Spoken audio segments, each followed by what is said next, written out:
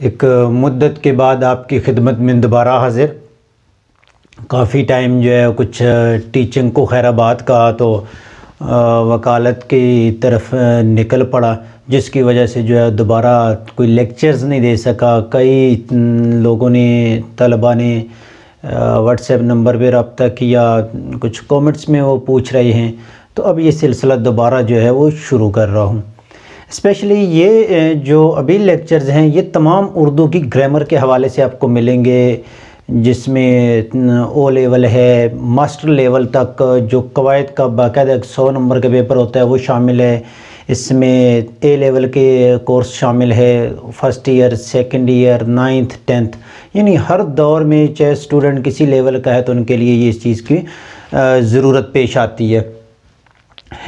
अच्छा, ये जो एमए की क्लास हैं, चाहे वो पंजाब यूनिवर्सिटी है, सरगोदा यूनिवर्सिटी है, अल्लामा इकबाल है, कुछ भी यूनिवर्सिटी, तो उसमें एमए का एक पेपर जो है वो कवायद के हवाले से आता है, सर्फ़ और नहव के हवाले से, अल्फाज क्या हैं, हर्फ क्या है, जुमला कैसे बनता है, जुमलों की अक़साम क्या हैं, अल्फाज की अक़साम क्या हैं, अल्फाज को पढ़ने का तरीका क्या होता है, ये सारा जो है इसके हवाले से ये तमाम कवायद में आती है चीज़। यही शुरू कर रहे हैं आज से। इल्मे हिजा, इल्मे हिजा इंग्लिश में आर्थोग्राफ़ी। इल्मे हिजा, हिजा लफ्ज़ है ये तशदीद आ रही है। हिजा कहते हैं किसी भी हर्फ को अलग अलग करके पढ़ना, उसकी तकसीम करके पढ़ना, जिसे आप हरूफ तहजी भी कहते हैं। और इंग्लिश में अल्फ़ाबेट्स के अल्फाज भी इस्तेमाल होते हैं, जैसे ए बी सी डी वगैरह जब बच्चे पढ़ रहे हैं तो हम कहते हैं जी अल्फ़ाबेट्स से रिपीट करो। इसी तरह जो है उर्दू में जो है वो हर्फ यानी हरूफ तहजी का नाम दिया जाता है।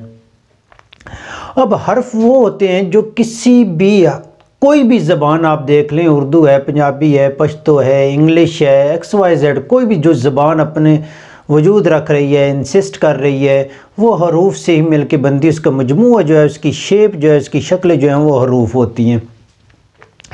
अच्छा, यानी वो अशकाल जो मिलकर अल्फाज बनाती हैं, और अल्फाज जो है वो किसी ज़बान को आगे तरतीब दे रहे होते हैं, जो अपने अंदर मफ़हूम रखते हैं या मफ़हूम नहीं रखते। या आगे चल के हम पढ़ेंगे कलमा और मुहम्मल वगैरह की तफसील में।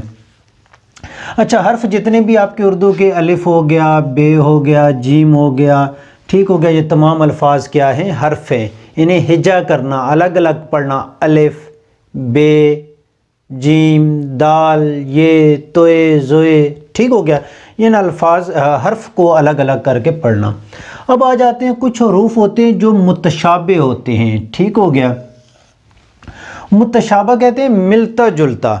इन हरूफ में नुक्तों की तकसीम जो है, नुक्तों का जो है वो आना, वो इन हरूफ को जो है इनकी आवाज़ों को अलग करता है। जैसे बे देखने में ये एक जैसे होते हैं, ते, से, ते। अब ये देखने में एक हैं, मुतशाबे हैं, मिल रहे हैं। ये नुक्ते हटा दे तो क्या बन गया? एक ही जो है वो शेप, इनकी शक्ल हमारे सामने आ रही है। जब आप इस पे नुक्ता लगाते हैं ये ते बन गया, यहाँ पे ऊपर नुक्ता लगा देंगे तो ये ते बन जाएगा। उसके बाद जो अल्फाज आते हैं वो है मनकूता और गैर मनकूता। ऐसे हरूफ, ये काफ़ी टाइम के बाद मैं आया हूँ तो मुझसे तो वो डस्टर ही गायब हो गया, किधर गया है किधर नहीं गया कोई पता ही कोई नहीं है। मनकूता जो है और गैर मनकूता, मनकूता वो हरूफ होते हैं जिन पे नुक्ते लगे होते हैं, ठीक हो गया। नुक्ते वाले हरूफ को हरूफ मनकूता कहेंगे, और जिन नुक्तों पे, जिन हरूफ पे नुक्ते नहीं होंगे वो हरूफ गैर मनकूता कहलाएंगे। जैसे बे है, ते है, ये मनकूता हो गए। और इसी तरह हे हो गई, हे हो गई, और इसके अलावा हरूफ तोए हो गए, ठीक हो गया, सीन। ये तमाम हरूफ जो हैं ये जो चार हैं ये गैर मनकूता, क्योंकि इन पे नुक्ता नहीं आ रहा, और ये जो बेते हैं ये मनकूता कहलाएंगे। हर्फ के बाद अभी असल में हम हर्फ की पहचान सीख रहे हैं। हर्फ किस तरह अपनी शेप तब्दील करता है, उसकी आवाज़ जो है वो किस तरह बदलती है। आगे हम हर्फ को मिला के अल्फाज की तरफ अभी नहीं जा रहे। उसके बाद आ जाते हैं एराब। एराब वो हरकत और सकनात होती हैं जो अल्फाज के लहजों को, उसके मीनिंग को तब्दील कर देता है। जैसे ये लफ्ज़ है क्या और किया, अब इसके ऊपर ज़बर आएगी तो क्या, तुम क्या खा रहे हो, और तुमने ये काम किया। सिर्फ जो है ज़ेर आने से इसका मफ़हूम बदल गया, ज़बर आने से ये अल्फाज इस्तिफ़हाम का बन जाता है, यानी सवालिया लफ्ज़ बन जाता है, और पूरा जुमला जो है वो एक क्वेश्चन की तरफ चला जाता है, सवाल पूछा जा रहा होता है। तो इसमें आपकी ज़बर आ गई, ज़ेर है, ठीक हो गया, तशदीद आ गई, पेश है, इसके अलावा जज़्म या साकिन जो हर्फ होता है, ठीक हो गया। इसी की तरफ जो है वो आपकी मद आ जाती है, जिसमें जैसे ये अलमद आगे ऊपर जो होती है ना, इसे मद कहते हैं, जिसमें लफ्ज़ को खींच के पढ़ा जाता है, आम, आस, ठीक हो गया। तो ये एराब वो होते हैं जो ये हर, अगर आप देखें आपकी क्लास जब पढ़ रहे हैं, चाहे 9th में, 10th में, फर्स्ट ईयर में, सेकंड ईयर में, तो एंड पे, एक्सरसाइज के एंड पे अल्फाज दिए जाते हैं एक्सरसाइज में, चैप्टर्स और ये गज़ल नज़म के वगैरह के, ये अल्फाज के जो है वो एराब लगाएं। उसका मतलब ये होता है कि ताकि आपकी प्रोनाउंसिंग अच्छी होती रहे, तो वो एराब की बदौलत होती है। उसके बाद याद रखें, जो तकरीर या गुफ्तगू इल्म हिजा में इस्तेमाल होती है, जो मैं आपसे बात कर रहा हूँ, ये गुफ्तगू कर रहा हूँ, तकरीर कर रहा हूँ, बोल रहा हूँ, ठीक हो गया। तो ये जो तकरीर या गुफ्तगू होती है, ये इसका फ़ायदा जो होता है वो सिर्फ सुनने वाले को होता है, पढ़ने से इसका ताल्लुक़ नहीं होता।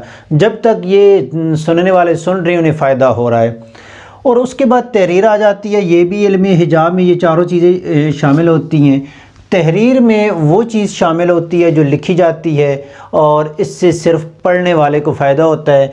तकरीर या गुफ्तगू, आज तो सोशल मीडिया का या मीडिया इलेक्ट्रॉनिक का ज़माना ज़्यादा है, तो इस वजह से तकरीर या गुफ्तगू जो है वो आनन फ़ानन चीज़ फैल भी जाती है और ज़्यादा मुद्दत तक बरकरार भी रहती है, लेकिन उसकी बनिस्बत जो तहरीर है वो ज़्यादा ज़माने तक लोगों के लिए फ़ायदा मंद होती है। तो ये इल्म हिजाज जो है, पहले हमने सीख लिया है कि अल्फाज हर्फ को, जो हरूफ तहज्जी हैं, उन्हें अलग अलग पढ़ना।